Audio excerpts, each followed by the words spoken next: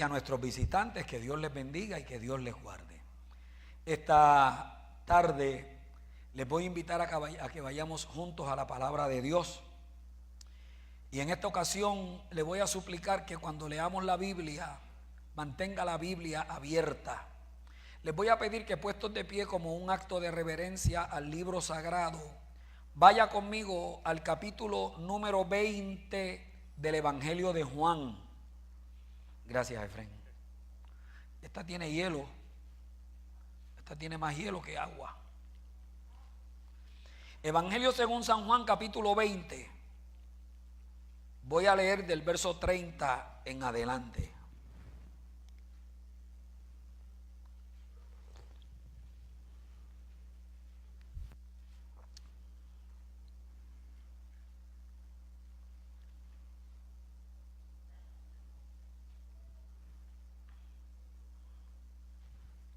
Evangelio de Juan, capítulo 20, el verso 30 y 31. Adoramos al Señor y exaltamos el nombre de Jesucristo. Y no sé si se dio cuenta, pero en el devocional exaltamos el nombre de Jesús. Y yo quiero esta noche que hablemos acerca del Señor Jesús. Yo quiero que nosotros miremos la importancia de la doctrina de Jesucristo en la iglesia. Yo quiero que la iglesia crezca y madure con respecto a una de las doctrinas más grandes del Nuevo Testamento: Jesucristo, el Hijo de Dios. Escuche lo que dice Juan en el capítulo número 20 y en el verso número 30, donde Juan va a hablar de lo que él tenía en el corazón cuando escribió este evangelio. El propósito por el cual él escribió el evangelio.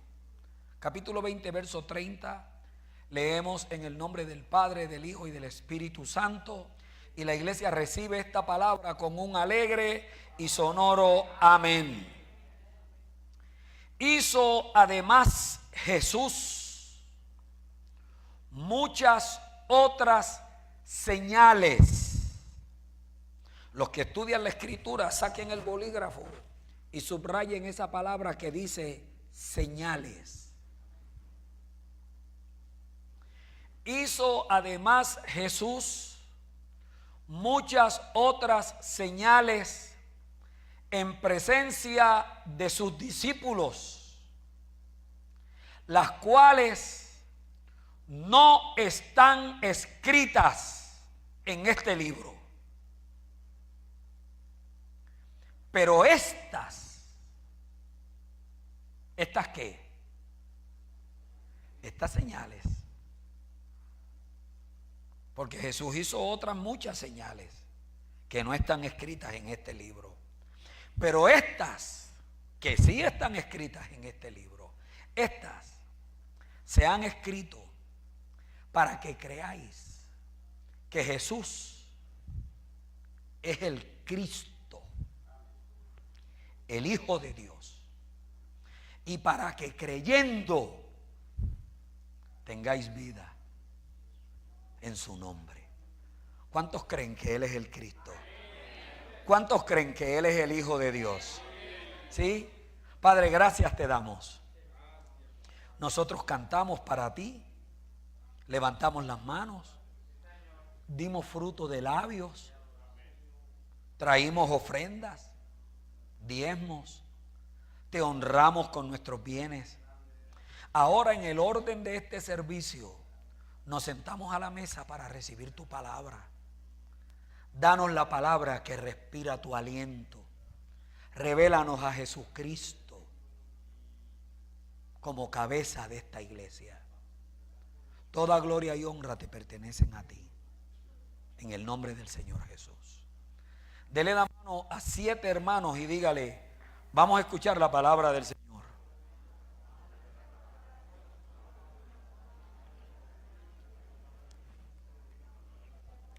Enfrente me embarcate a mí aquí con esta agua.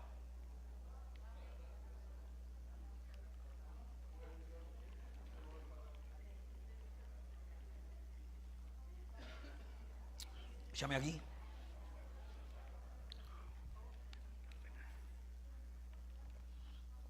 Espérate, que tú tienes mala puntería.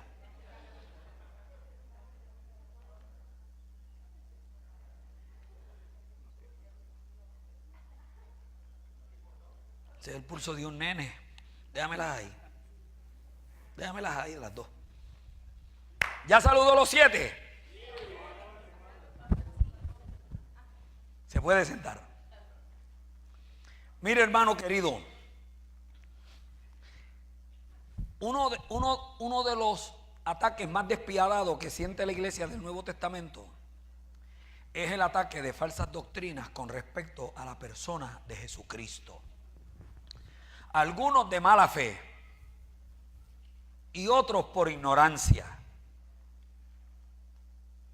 Y es triste que algunas iglesias no se eduquen lo suficiente como para que los cristianos de la iglesia aprendan que Jesucristo es la cabeza de la iglesia, que Él es el dueño y fundador de esta casa, que Él es el Hijo de Dios con nosotros.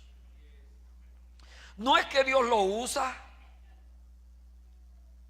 no es que Él representa a Dios, no, es que Él es Dios mismo.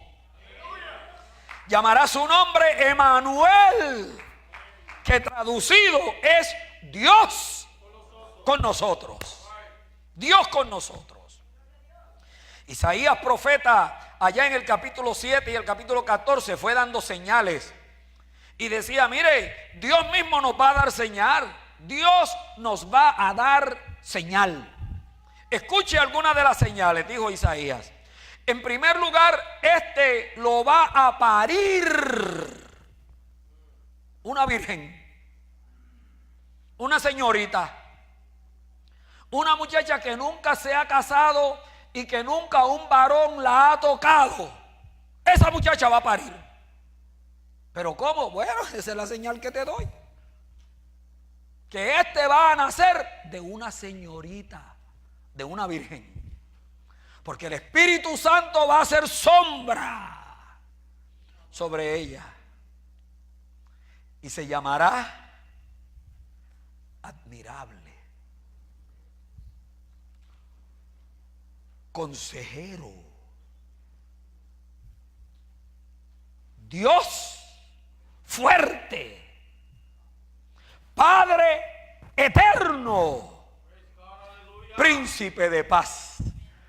Mire los nombres que tiene: admirable, consejero, Dios fuerte, Padre eterno, príncipe de paz.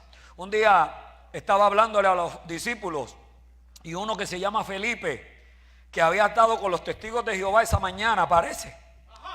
Entonces, después de hablar con los testigos de Jehová, Felipe viene para acá y le dice a Jesucristo: muéstranos al Padre y nos basta. Nosotros no entendemos mucho esta melaza que tú estás diciendo de la revelación, pero esto se nos va a quitar porque los testigos de Jehová ya me hablaron y eso. Y lo único que yo necesito es esto: muéstrame al Padre y con eso nos basta.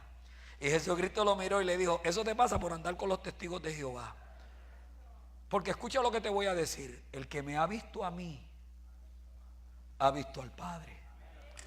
Porque el Padre y yo una sola cosa somos. Es la divinidad. Es la segunda persona de la Trinidad que está aquí con nosotros. Entonces, mire, el Evangelio de Mateo se escribió para probarle a los judíos. El Evangelio está escrito para los judíos de Mateo, para probarle a los judíos que Jesús era el Mesías prometido. Marcos presenta el evangelista en Cristo que hace milagros. Lucas presenta la naturaleza humana de Jesús. Pero Juan nos presenta la naturaleza divina de Jesús. La naturaleza divina. Y yo estoy seguro que los estudiantes del Instituto Bíblico que están aquí ya saben que en la Biblia el número de la perfección, el número de Dios, ¿cuál es? El número 7. el número 7. En teología, donde usted ve en la Biblia el 7, plenitud, perfección, el número de Dios. Y Juan, escribiendo su libro, en ese verso que leímos, el verso 30 del capítulo número 20, dice: el Señor hizo muchas otras señales. Está hablando Juan, el apóstol, el discípulo amado. Y dice en el capítulo 20, verso 30: hizo además Jesús muchas otras señales que yo no las escribí en este libro. Hizo más señales. Estas no son las únicas. Hizo muchas otras que yo no escribí. Pero estas que escribí, las escribí con el propósito de que usted sepa, que usted aprenda, de que usted crea que Jesús es el Cristo, el Hijo de Dios. Y para que creyendo tengan vida en su nombre. Escuche bien, iglesia. ¿Usted sabe por qué usted se salva? ¿Usted sabe por qué usted se salva?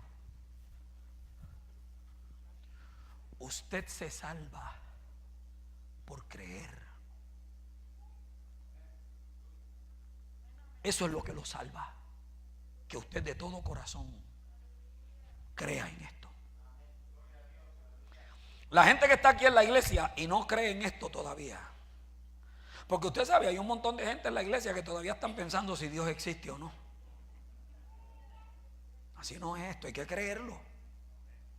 Así que usted está aquí hoy y usted tiene que creer en todo esto que estamos haciendo aquí. Gloria a Dios. Usted tiene que decir: gloria a Dios, Cristo está aquí, mi alma te alaba, gracias que me salvaste. Usted tiene que creer en esto. Los que creen en esto, denle una alabanza al Señor. Los que andaban en tiniebla y vinieron ahora a la luz, usted sabe de qué yo le estoy hablando. Esto hay que creerlo. Y quiere que le diga lo otro. ¿Usted sabe por qué el pecador, el diablo, se lo va a llevar? Porque no cree. No, que él fumaba, que él bebía. No, eso no tiene nada que ver. ¿Sabe por qué es que se pierde? Porque no cree. Así que mire cómo funciona esto. Mire, se salvan únicamente los que creen. Y se pierden únicamente los que no creen. O sea que al final del camino de toda la burocracia de iglesias, concilios, predicadores, evangelistas, caray, mire, todo esto se resume aquí. Se salvan los que creen y se pierden los que no creen. ¿Cuántos creen esta noche? ¿Cuántos creen? ¿Cuántos se atreven a levantar la mano y decirle al Señor: yo creo, yo creo, yo creo, yo creo en esto, yo creo en el Padre, en el Hijo y en el Espíritu Santo, yo creo en eso, yo creo que esta es la iglesia del Señor, yo creo en eso, yo creo que el Señor está aquí y que su Santo Espíritu nos está visitando esta noche en esta casa, yo creo en eso, yo creo que si alguno está en Cristo, nueva criatura es, que las cosas viejas pasaron y que todas son hechas nuevas. Yo creo en eso. De modo que si alguno está en Cristo, nueva criatura es. Yo creo en eso, yo creo. En esta congregación aquí hay gente que se arrastraba bebiendo y metiéndose droga y haciendo maldades y haciendo pero creyeron en Cristo, levantaron las manos y le dijeron: yo creo, yo me arrepiento, perdón. Y ahora están aquí y son diáconos y son diaconisas y todos están aquí porque creen en el Evangelio y se van a salvar y Dios los va a salvar por lo que creen. Y se van a perder los que no creen. Y dice más Juan, dice: pero yo escribí estas señales para que ustedes crean que Jesús es el Cristo, el Hijo de Dios. Yo te voy a probar que este es el Hijo de Dios. Y ya dijimos que el número 7 es el número perfecto, es el número de Dios, ¿verdad? Número 7. Oiga, ¿usted sabe cuántos milagros hay en el Evangelio de Juan? No, usted no sabe. Yo se lo voy a decir. 7. Ahora note que quien está escribiendo este evangelio es uno de los discípulos. Así que este vio por lo menos 60 milagros, por lo menos. Pero él escogió 7, que los llama ¿qué? Señales. No se olvide, le dije que subraye esa palabra, señales. Y las escogió, dice, para probarte que Él es el Hijo de Dios. La primera de esas señales en el Evangelio de Juan aparece en el capítulo 2, en el verso 1. Es la primera señal. Es el primer milagro. Es probablemente la primera intervención pública de Jesús en un milagro. Y usted la conoce. Las bodas en Caná de Galilea. Capítulo 2, verso 1 del Evangelio de Juan. Y les recuerdo, mire, esto es unas bodas que se están celebrando y que invitaron a Jesús. La gente cree que Jesucristo se pasaba por todas las calles. Mira, yo soy Cristo. Mira, yo soy Jesucristo, tienes que creer. Mira, si no te arrepientes. Mira, si no. No, eso no era así. Cristo sabía cómo conducirse. Cristo sabía cómo comportarse. Tan así que a una boda lo invitaron. Queremos que venga a la boda. Y Jesús estaba allí porque lo invitaron. Y estaba María y estaban los discípulos. Y ocurrió que en esa boda el vino se acabó. Ahora, para el beneficio de los que están aquí, yo quiero hacerle una aclaración que tiene que ver con esta cultura hebrea. Porque dice la Biblia que se acabó el vino y que el Señor hizo un milagro. Y escuche lo que hizo el Señor. La Biblia dice que Jesús mandó que trajeran tinajas y la llenaran ¿de qué? De agua.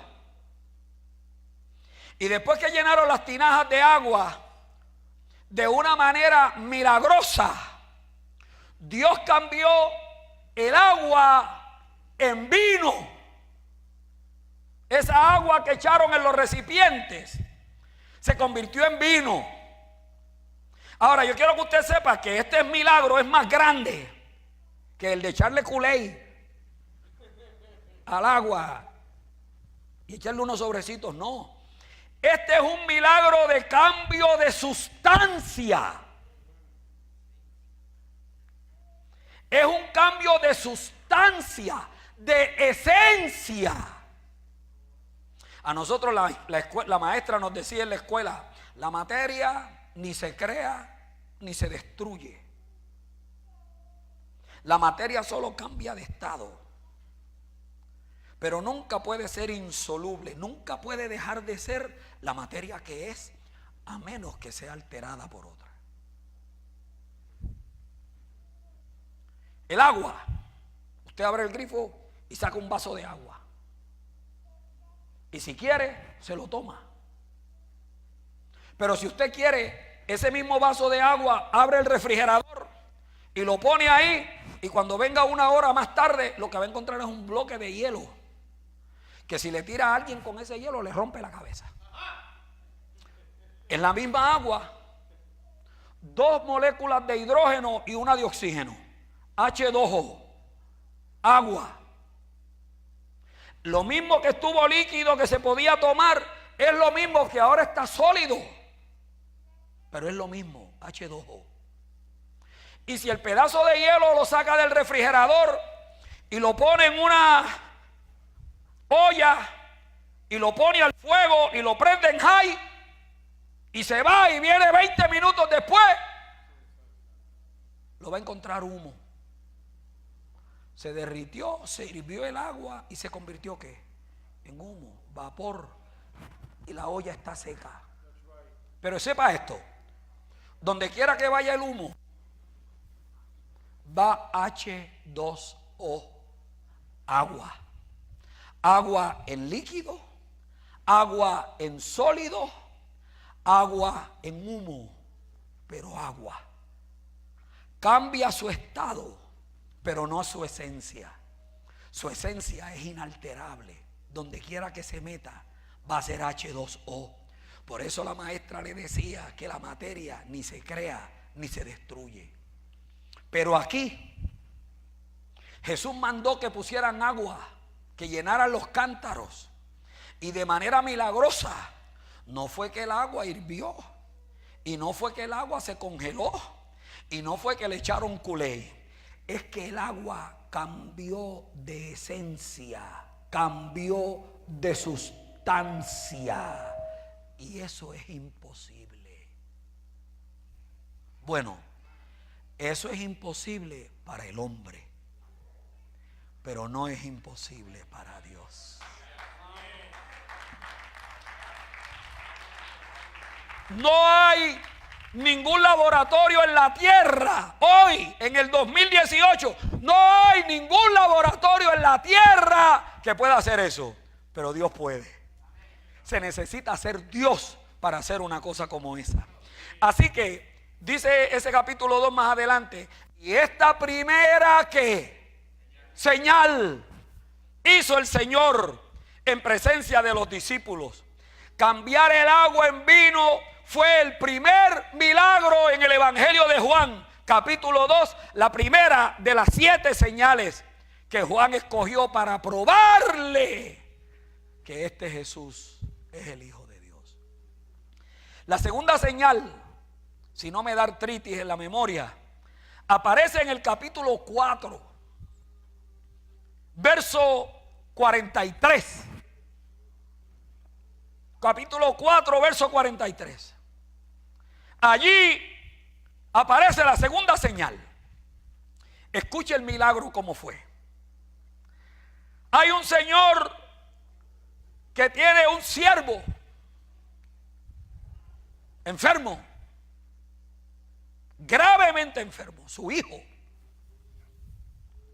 Oiga, y si usted lee con detenimiento, dice la escritura que este señor caminó un día, se enteró dónde estaba el Señor Jesús y caminó un día para llegar donde estaba el Señor.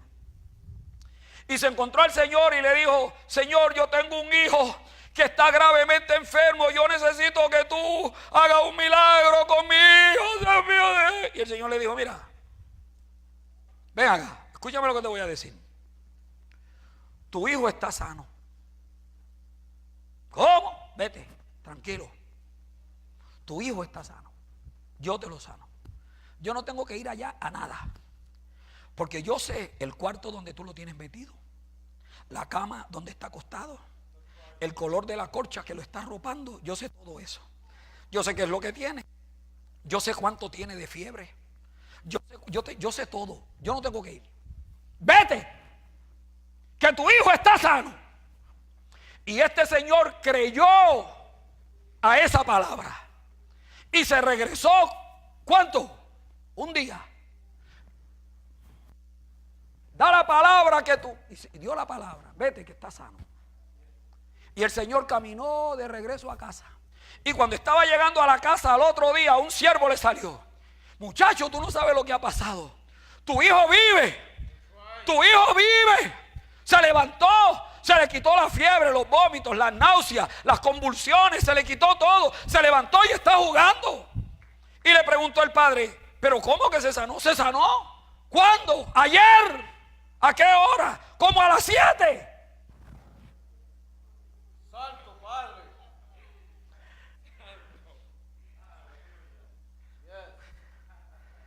A las 7 estaba yo hablando con el Señor cuando Él me dijo: vete, que tu hijo está vivo.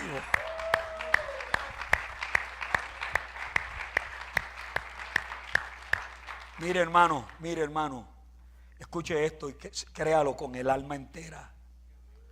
Usted puede orar aquí por su mamá en México.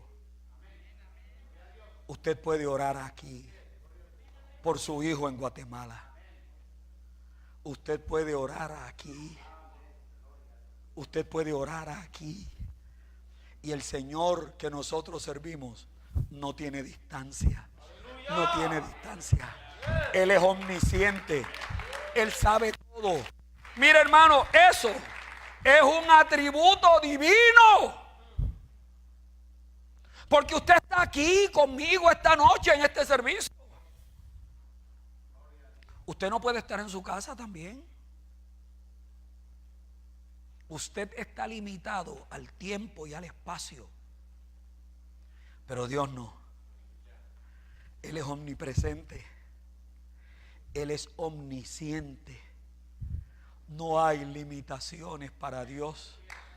Nada es imposible. Levante sus manos y adore la gloria de Dios. Si ese aplauso es para el Señor, déselo con ganas, de verdad. ¡Qué grande eres, Dios! ¡Qué grande eres!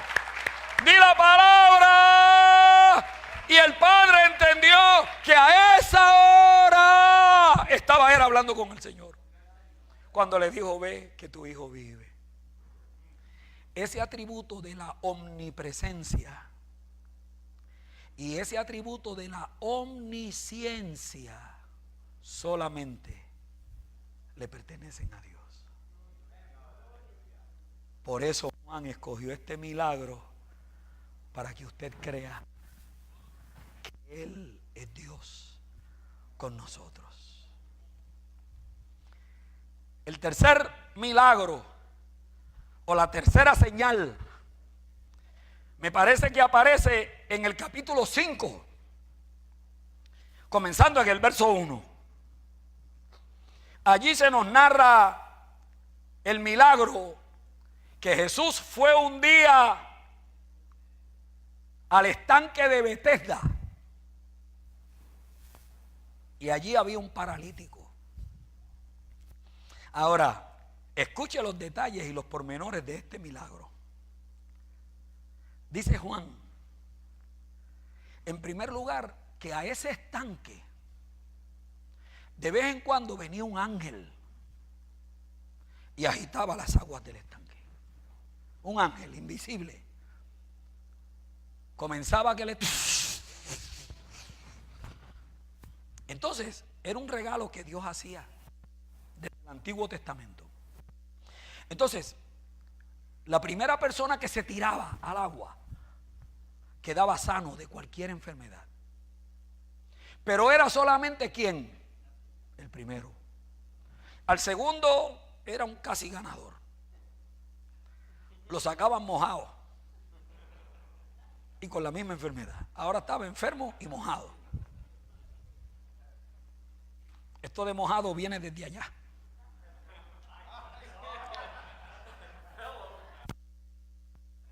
¿Qué fue lo que dije? Eso como que fue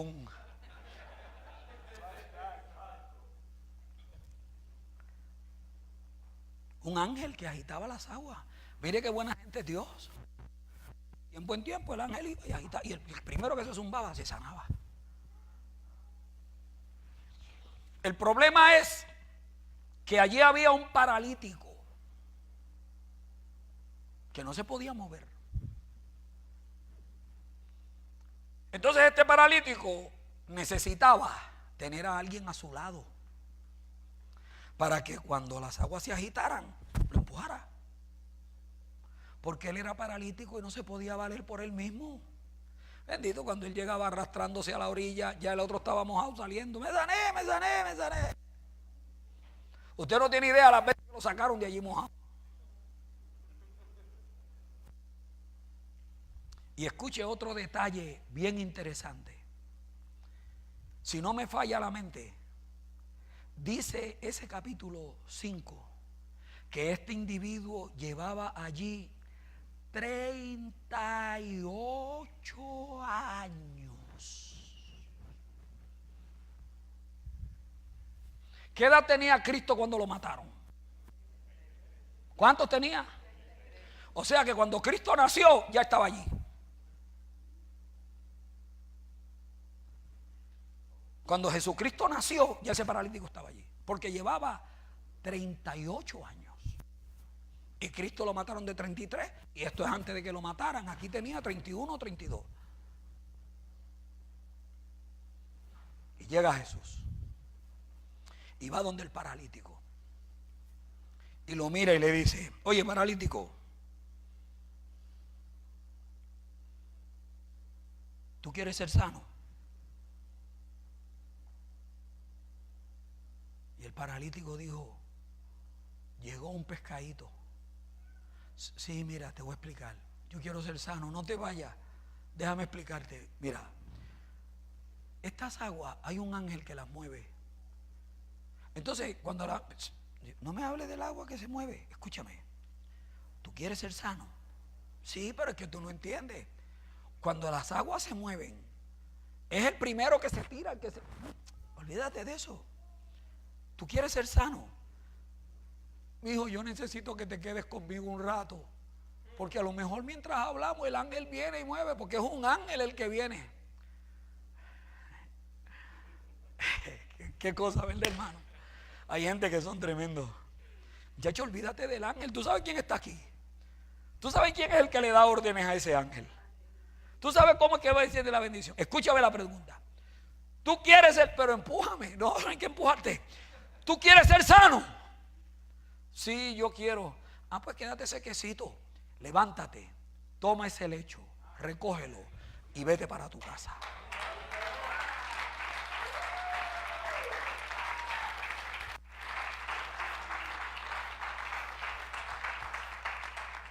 Levántate, toma el lecho y vete. Que yo sé que tú eres más viejo que yo aquí esperando. Vete para tu casa. Porque lo que parecía un imposible, lo que parecía limitado, lo que parecía que no se puede lograr, esa es la especialidad del Cristo de nosotros. Dios hace todas las cosas posibles. Mire, hermano, nada es imposible para Dios. Use eso, mire, aproveche la autoridad que Dios le da a usted. Nada es imposible para Dios, nada es imposible, nada es imposible para Dios, nada. Pastor, mire que tengo un problema con... Nada es imposible para Dios. Usted tiene que vivir, ¿qué? Creyendo. Fíjese que desde el principio dijimos que al final del camino, después de todo este revolú de iglesia y de doctrinas y todo, cuando nosotros lo vamos a simplificar, es bien sencillo. Hay una línea que es bien finita, pero es bien poderosa. La línea es finitita, pero es bien poderosa. Y esa línea lo que determina es los que creen y los que no creen. Ya.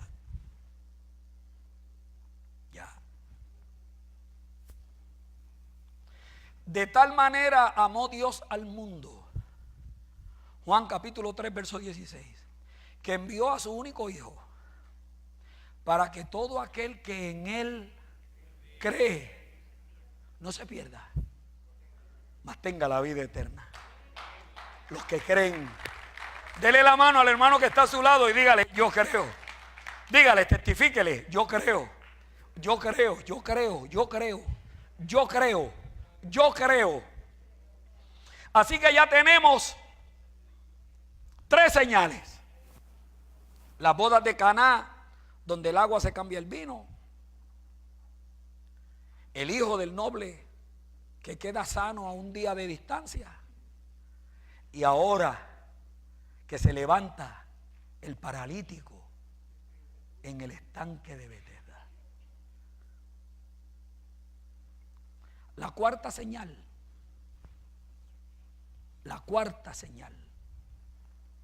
aparece en el capítulo 6, comenzando en el primer verso. Esta es bien chévere. Esta es la famosa multiplicación de panes y peces.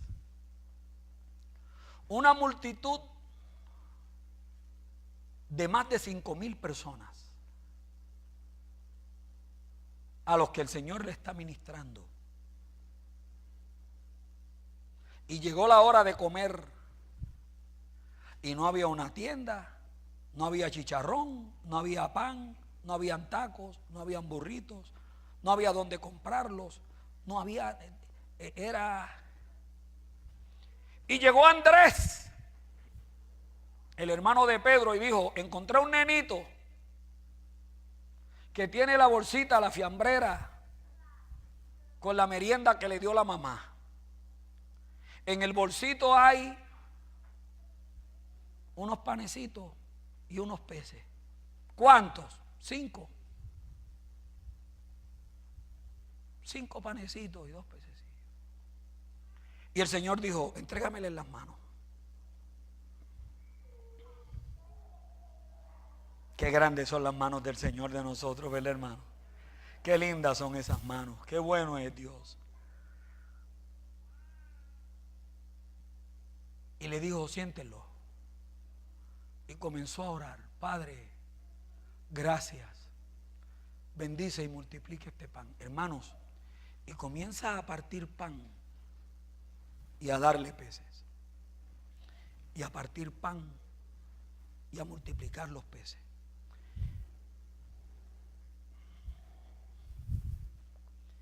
Y comieron los 5,000 y más, porque eran 5,000 sin contar las mujeres y los niños. Comieron todos y sobraron panes y peces.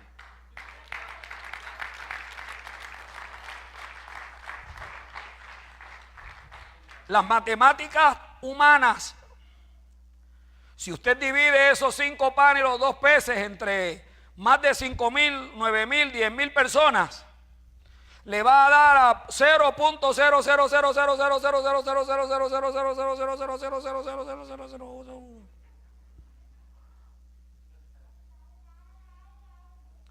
Bueno, esa es la matemática humana, pero esa no es la matemática humana, pero esa no es la matemática de Dios. Eso de que 500, 600 dólares a la semana no me dan para vivir, bueno, eso depende. Si tú no diezmas, no te van a dar para vivir.